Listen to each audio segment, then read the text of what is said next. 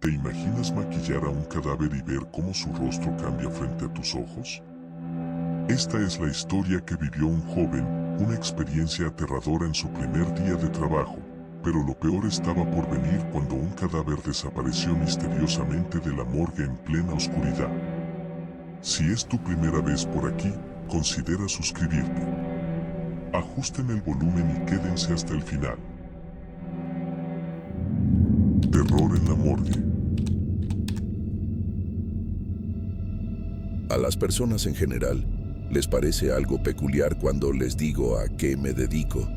Supongo que no es muy popular querer trabajar en la morgue, y además siempre piensan en los médicos forenses, pero poco en las personas que nos dedicamos a preparar a quienes fallecieron para que sus familiares y seres queridos puedan despedirlos por última vez.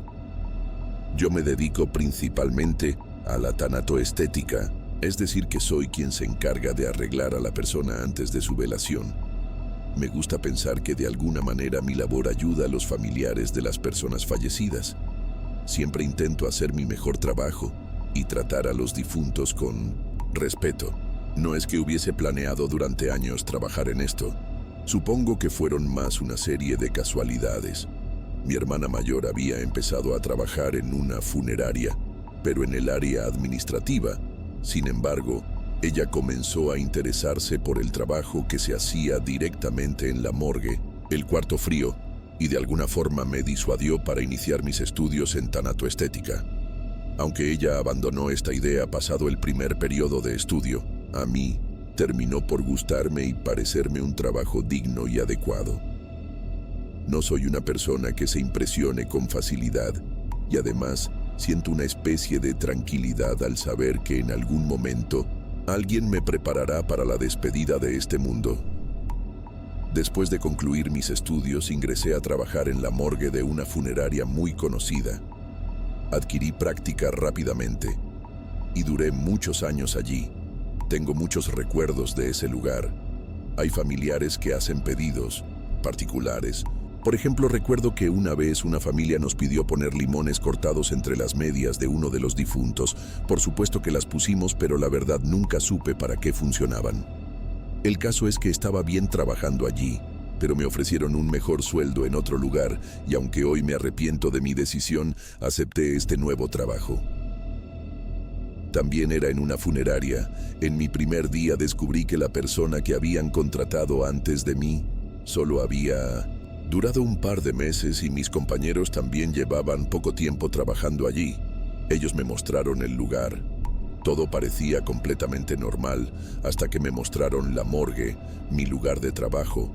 Admito que a veces se sienten energías en este trabajo, pero siempre he pensado que es como una huella que el alma dejó en el cuerpo antes de partir. Es algo que a mi forma de ver es normal, pero en este nuevo lugar la energía era particularmente pesada. Tal vez muchos de mis colegas no creen en estas cosas, pero yo me considero una persona muy espiritual.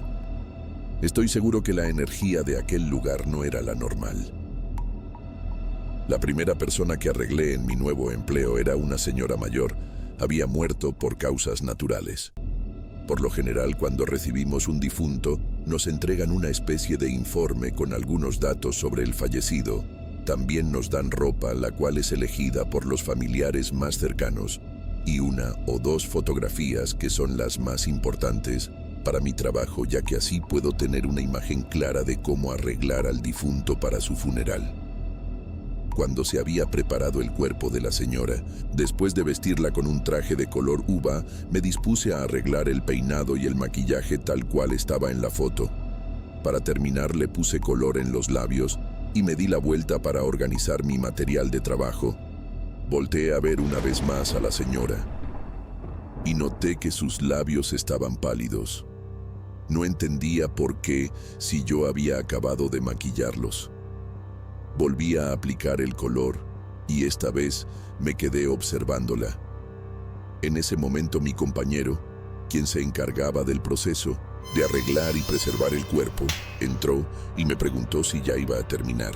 Le respondí que sí y volví a observar el rostro de la mujer. De nuevo sus labios estaban pálidos. Mi compañero notó mi reacción y preguntó si todo estaba bien. Y aunque pensé en contarle, decidí no hacerlo, pues era mi primer día y no quería causar una mala impresión, así que una vez más maquillé los labios de la difunta. Esperé y esta vez el color no se borró. Decidí no contarle a nadie sobre ese suceso. Casi lo había olvidado después de un mes, cuando algo aún más extraño me sucedió en aquella morgue, pero esta vez no fui el único en presenciarlo. Estábamos con el último fallecido de nuestra jornada de trabajo. Era un hombre de unos 50 años que había muerto a causa de un accidente. El trabajo había sido un poco extenso, pues, como explicaba anteriormente en este oficio, lo más importante es que los familiares de las personas que recibimos puedan ver a su ser querido justo como lo recordaban en vida. Estábamos por terminar cuando hubo como un corte de energía. Las luces se apagaron y encendieron solo por un segundo. Mi compañero y yo nos observamos extrañados. Pensamos que tal vez la luz se había ido en ese sector, pero la planta de energía debía seguir funcionando, pues por obvias razones la morgue no podía quedarse sin electricidad, porque al conservar cuerpos de personas fallecidas, debe tener una temperatura especial. Ya habíamos terminado de preparar al difunto cuando la luz volvió a cortarse repentinamente, pero esta vez nos quedamos a oscuras. No podíamos ver absolutamente nada. Intenté buscar mi teléfono debajo del traje que usaba para el trabajo. Entonces mi compañero me dijo que parecía haber luz afuera.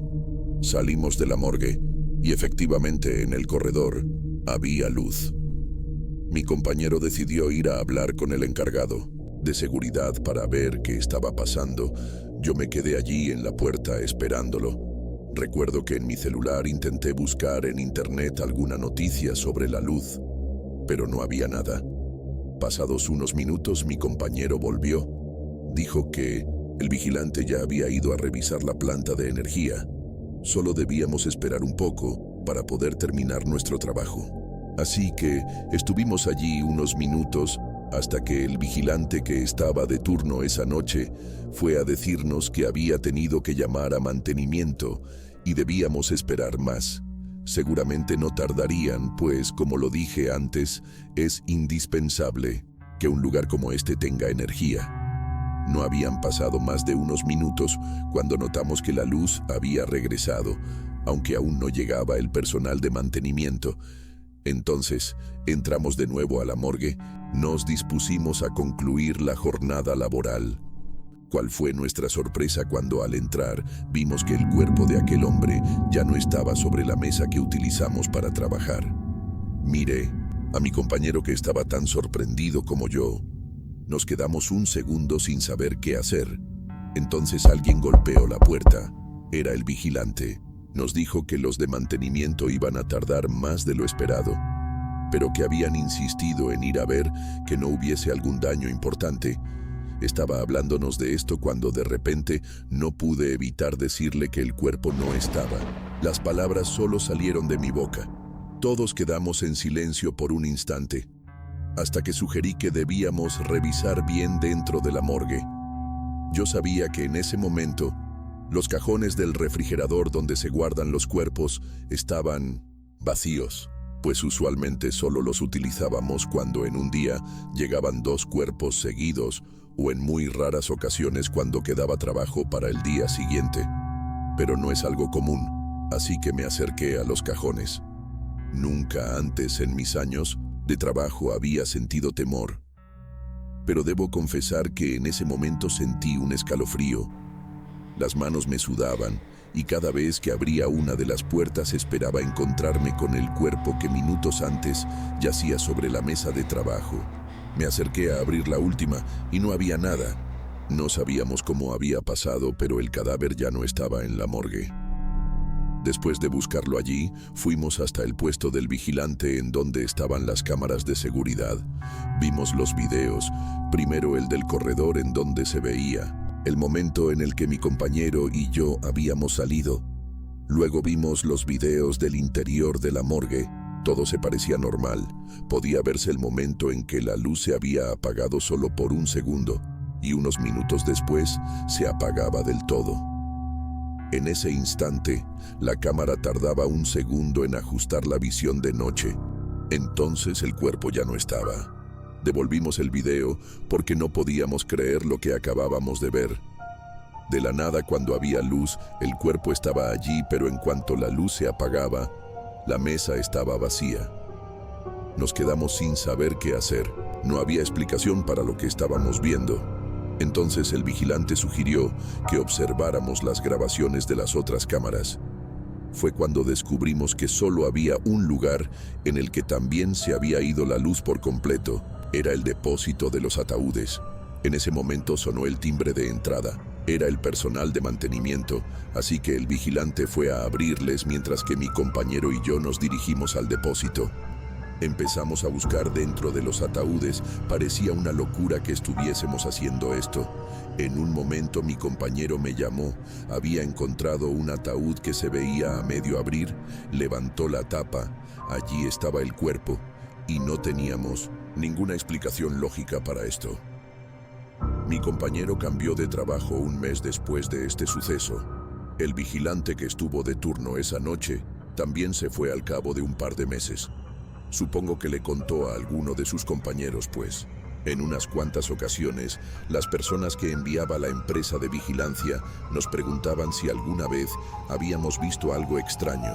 Incluso hubo uno que me decía que a veces escuchaba ruidos que venían de la morgue. Yo estuve trabajando allí por casi 2 años.